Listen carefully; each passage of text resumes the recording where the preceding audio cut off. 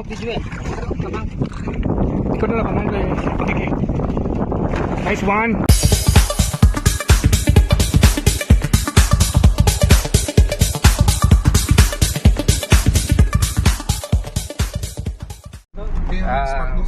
Going na kami gila sa spot dre sa Banwa sang Cadiz wa. Amo na yung spot nga sekreto pero base kaluyaan mapatultulan man amon liwat. Kag makapasaka. Bago ning alagyan. Amo ning bago nga alagyan sa piya kami magi kay secret spot sa piya ka bublay. May nga kami og to may gabi. May nga kada sa mga katribo So bago naman nga fishing adventure ang aton nga kaduan sa Bong. Ang target naton is aton nga bagong spot or another spot sa Escalante City. So diri kami nagagi sa bago diblang economic highway nalapos ni isang halinda sa may Providence nga dalan likod sa may Madalagan sa may Purok Kaburihan. Gin-open na tong Taytay so pwede na malabyan. Bali guayan ni dito gid sa may Talisay dito sa may Matabang nga bangga. So biyahe kami upod na mo di ang aton di maskugan nga officer sang tribo kay biya si Boss Ayan, si Boss Felipe, Boss Bimbo, si Boss Wilmar nga aton nga driver si Boss Pato. After biyahe ginobrada naton kay do way pa kami kakapanyaga.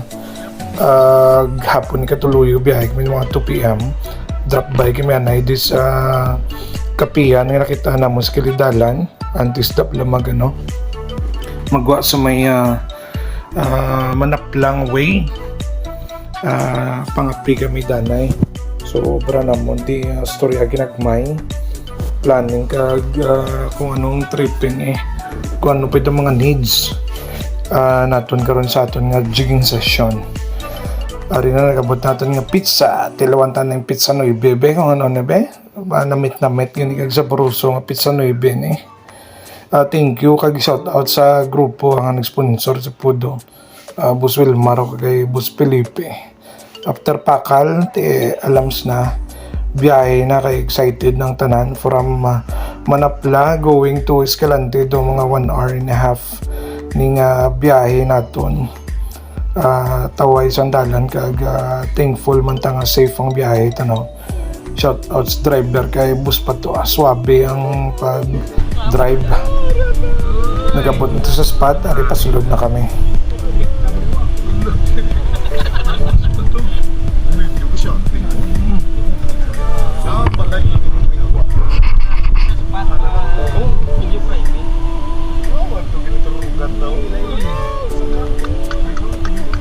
Matulog Wala na tura pero naka-wifi na. Uy! Wifi to ulo. Wifi na gagya. May piso wifi. Muna ni. Wapia. Dali mo na ning spot amo na ni siya. Ila ni Tatay Fredo. So kanami isang palibot na itong bye-bye pangilay na bali dito kami sa may payag gapwestong gamit namon to kag dira kami nagkakaon kag tulog pahuway ti kanami isang hangin then pagabot syempre unloading dun sa mga gamit para ingagaw set up butang to namon sa payag kay hapon na nido mga around 4 na ni siya ingagaw pa kami ni para maka conversation kay nami ding tiyempo kagang hindi siya do kabalod bla do pilala ning persa kangin so automatic pag unpacking mansig set up na sang aton nga bonnet bali ang aton ding rods and reels giling set up is for jigging session so different na siya compared sa normal nga bait and weight bula ang pamunitan na sa kilig nga panggagmay ari pang offshore ni meaning kami sa lawod kag dalom niyang tubig ang amon spot around 150 meters to 200. I think ang pinakadalom niya na namon is 260 to 80 meters ang kadalomon sang spot amon nga na drapan sang jig. Bali ang gamit naman din natin nga ano is lure naman siya. So kada lure may lain-lain depende sa grams nga ano, depende sa sampang mo if ma fast pace ka or ma slow pitch ka lang nga jig di ang imo nga i-lure is lumagaan lang. So ang gamit ko naman diri sa amon section is 300 grams nga jig. So gasiga na sa actually guys pag drop mo before naman na i-drop dili puta naman na isang UV light amo na nga pagka do isda gid siya. Araga sa top na nga nga mga master sila ni Master Wilmar man sa kanya na araw katahom sa iya sa top. Hindi pa ako familiar bisang branding kay syempre beginner pa lang ko, pero if magplan ka mo nga mag try sang jigging type of fishing, kadto lang mo sa shop kay pwede ka mo kapamangkot, may mga beginner nga set to siya kag may mga quality man nga set. So pwede na to ma-check man sa shop ang may mga lures man to siya, mangkot lang mo to sa mga grupo ari si Busaya no, si Bus Wilmar kag si Bus Felipe, kay sila na makatag tips sa inyo sang ano sang nami gid nga setup kag kung gusto mo lang mag-try. And kung wala pa mo spot, next nga jigging session basi kung bakante ka mo kag makaplanong grupo, pwede ka mo ka-join. Amo na siya. Kay para at least makatry ka mo jig kay nami sa pamatsyag. Then after na namon pang kuan sang amon nga equipment gamit before maglakat sa lawod, gamay danay nga preparasyon. Gabay nga preparasyon both sa equipment kang sa tiyan na. So mo gini pinaka-paborito ko gin nga lakat sa tanan nga lakat sang gibyas. Miski ano matabo, hindi gini madulay ang pagkaon no. Kanamiton sang limango kag sang Bisaya ang manok ko tinulaw boy. Shout out kay Tay Freddy silang biboy in household. Thank you gid sa pag-preparar sa sa food naton kag sa spot sa tulugan. Grabe ka hospitable sa mga grupo. Tino pang inaulata pakal na partida way pa ko ni gana. Kung tsura sa mga gana be na way ni gana miski init daw ginatulon lang init pa lang kanon guyo-puyo pa ko. Way mo baltaman ka gutom be. Way pa kaon bali gabalbal kami di kaon guys kay na ni do for manog 5 na ni way pa may kinanahan tiga pakal kaon kay para magpalawod lang makabumbahan ay ampang din sa jig. So, grabe di ang suporta sa amon kagang atipan sa amon di sa mga locals thankful kami di sa ila both sa sa before kami mag-abot antes kami maghalin magpalawod pagpuli ang food ara gid dayon na ready, tapos ang tent pangagin tulugan namon ilaman ni Tatay Fredo ginpaulam kami. Basta grabe ka mga mabuot nga nga tao sa Escalante. Away nanay sa pakanay si Bus Felipe kabalbal man alimango siyempre namin tambok daan baling likod na namon punong na guys ang alimango aragin na ang bangro sa araman pagkagabi tapos mamunit mang sulo kamanda ko mang flashlight kilang alimango damo gid nga pakal dan blaan tis maglakat tapos kaon alams na kadto na kami doon sa lawod na kadto na kami gilakat namin na kadto sa pambot namon bali ang tabo di duwa di kang pambot ang amon nga nga ginrent sa isa ka pambot sa lawod to pakadto na sila punto sila ni Sir Wilmar kag ni Sir Pato at sila kag ila boatman kay medyo gamay lang ila bangka bali nga amon nga ti mapakadto pala na tutong so sugaton kami nila. 4 kami nagsisakbang ka medyo dako-dako. Kami ni Sir Ayan, ni Sir Felipe, ni Bimbo kagang isa ka boatman. Bali 5 kami, dala boatman. Kaya mo na ni going na kami sa spot. Bali mga 20 to 25 meters pa ang ang gin-travel namon pa kadto sa spot gid. Kaya syempre check pa na di namon kung diin gid ang ilablagin pang kuan di. Kaya naka-diri na di la spot ya mo ti. Kabalo na ni sila ya kung diin ding ilang ginapang pangkuaan ng mga isda kung diin bla. Ti do ka na meron pang ang adlaw gapa na sa pa sunset na kay mga manog 5 na ni siya.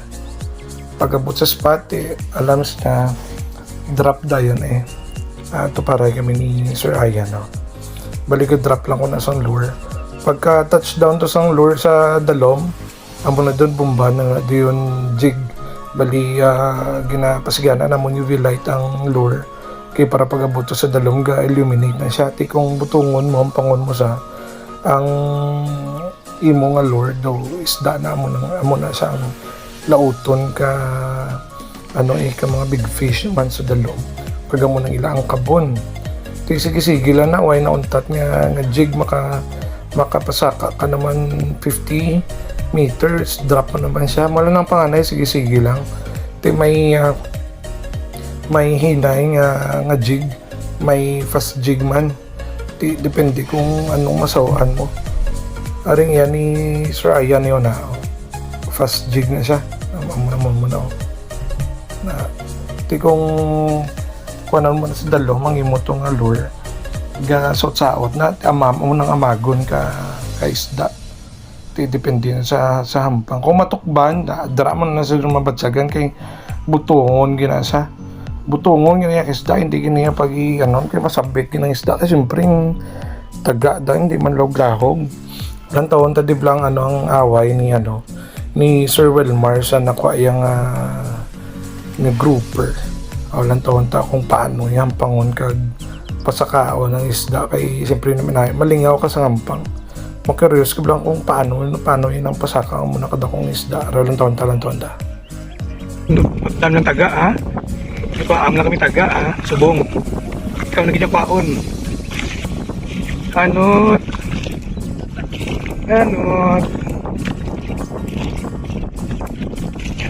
Ludong nice one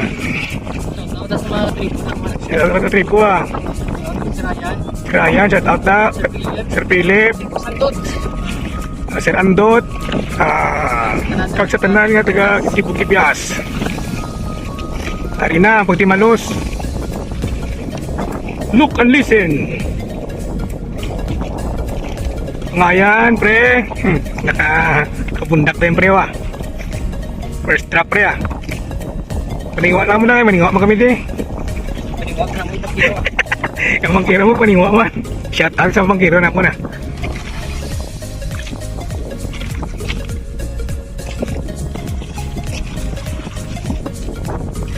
anot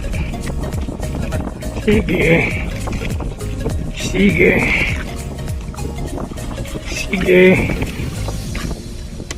pacifier kanang bundaka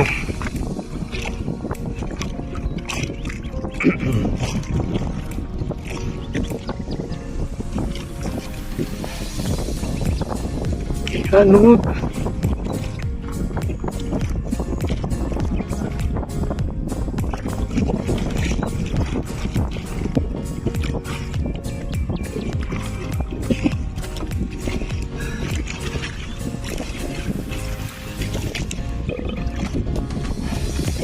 na mga busog ang munit na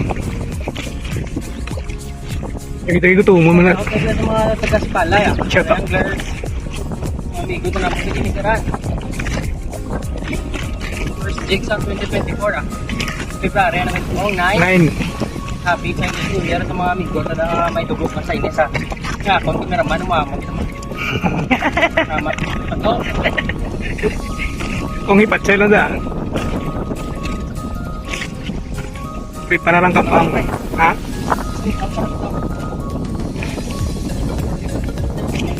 Sabi ako kung ako ano pre. Grouper. Ate. Ako. Visual. Ikaw na lang kamang kay Kiki. Nice one. Another. Grouper is big grouper. Muna sangit sa sano. Kampiyon mga katribo. Uhuy. Amo na isa. Catch of 2024 February 9 will be go kato. Salamat sa tanan ng suporta sa Tumigit Jazz. Yes. Congrats. Yes. Latibaya, oh. Sus Maria. Latibaya. Latibaya ako, yeah. Ay, sorry.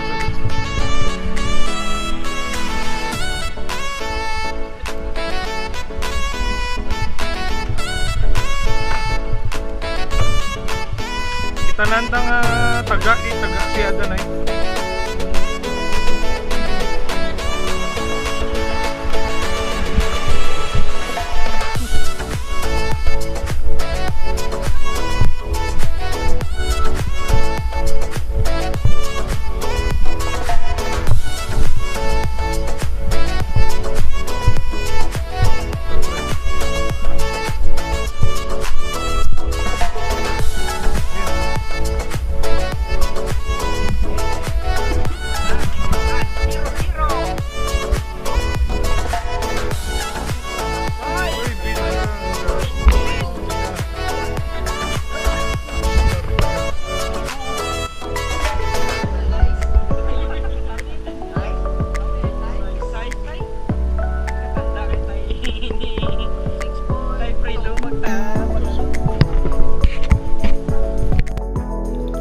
Grabe ako, no?